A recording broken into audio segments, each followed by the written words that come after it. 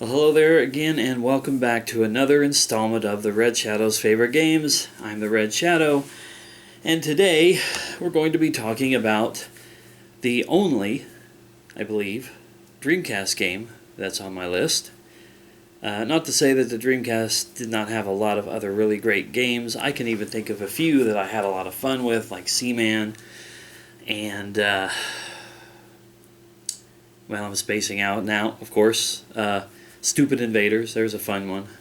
But this is the only one that I really truly feel like elevated itself into the echelon of my favorite ever video games. And that is Shenmue. And I apologize if I'm pronouncing that wrong. I have heard other people calling it Shenmue. But for me, I'm just looking at the MUE. Well, to be honest with you, I guess if you think of the word do, D-U-E, it would be do, so this would be Shenmue. But damn it, I've called it Shenmue all these years. That's what I'm going to call it from now on. Anyway, this was an amazing game, first and foremost. An unusual game. A kind of almost like a life simulator in such a way, still with the story and the characters, but you take over the role of, is it Ryo? Gosh, I feel really stupid here all of a sudden. Ryo Hazuki, yeah. It's been a while since I've played this. But you take over the role of Ryo Hazuki after some pretty bad people have come along and murdered his father and left him seeking revenge. That's essentially the storyline. And then you go about your everyday life as Ryo, moving around the city and the area around his home as he talks to people, trying to investigate, who did this to his father and why this happened. And it has a real-time, well, not real-time, but a day-night cycle. And you have to be home by a certain time or you'll fall asleep, and it's a system that you've seen in probably a lot of video games more recently, but at the time that this came out, 1998, I can't hardly see. I have this weird lighting here coming from the windows, but where I'm actually sitting it's very, very dark. It's right around 1998, and this was a game that had some concepts in it that hadn't been seen in a lot of games before that.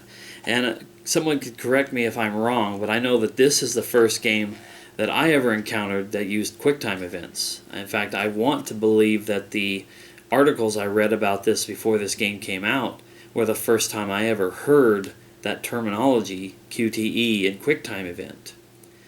So, if you're a hater of QuickTime event games that come around nowadays, things like Beyond Two Souls or Heavy Rain and a lot of other games, you can look to this as the reason why. But I thought it was just unbelievably fun and interesting and involving to take on the role of this guy, to seek out people who might know something about it. And it's not just a matter of every day going out and asking questions and going to a new place. I mean, you get people who want to beat you up, you get people who want to stop you, you get people who want to just make your life a bit of a living hell. But at one point in this, in order to gather information and be able to move on to where you need to go to investigate more, Ryo has to get a job. And he drives around a forklift and moves crates and stuff around, just so he can earn money and talk to people and to try to discover what his next move in the story is.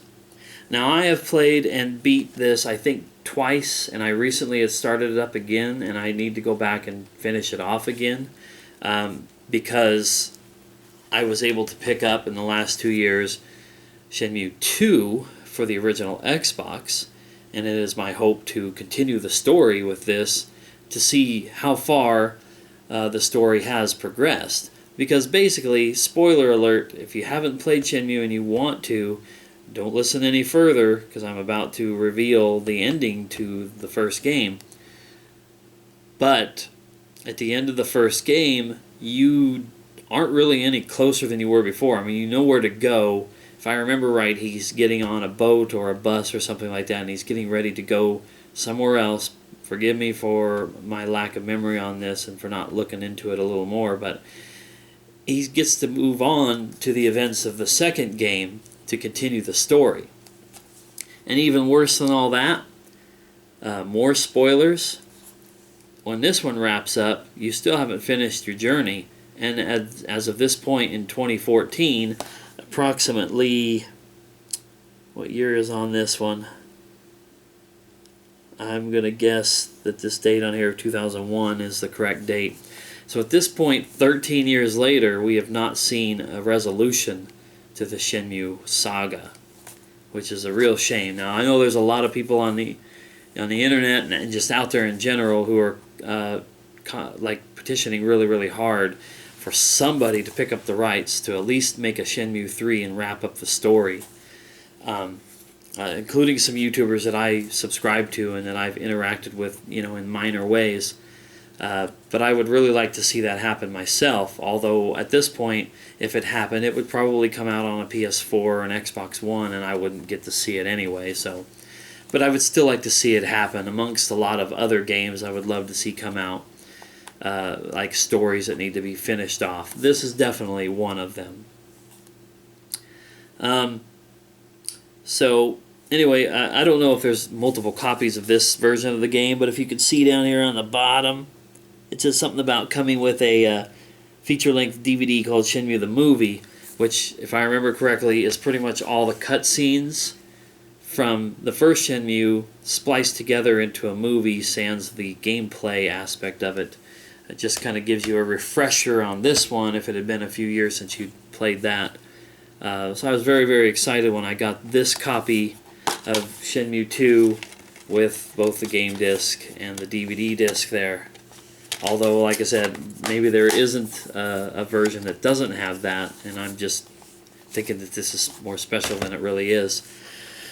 So that's really all I could say about Shenmue. I just loved the immersion that it gave me by having me walk around town, talk to different people, see them coming and going from their jobs or their homes. It just was one of the first games that made me feel like this game is simulating real life. And whether you're taking on the role of somebody else and playing their story or not, there's just a whole new different thing to it not being scripted, as in, okay, I'm going to go to this place and talk to this person at this time because the game is taking me there. It was my choice. I could run around town and do whatever I wanted and then take the steps that were needed to get to where I needed to go to progress the story. So Shenmue, definitely my highlight game for the Dreamcast. Not the best, or not the only awesome game on the Dreamcast, but my favorite and my top pick from that console. And hopefully someday soon I get to play Shenmue 2 and continue the story, and then hopefully we'll get to see a Shenmue 3 someday and wrap things up. So that wraps things up for me. This is the next installment in the Red Shadow's Favorite Games. I hope you enjoy these little videos and some of my tales about these games. And hopefully somebody out there might find a hidden gem of their own in and amongst my group. So stay tuned for more games coming up soon. Thank you for watching, and I'll see you in the next one.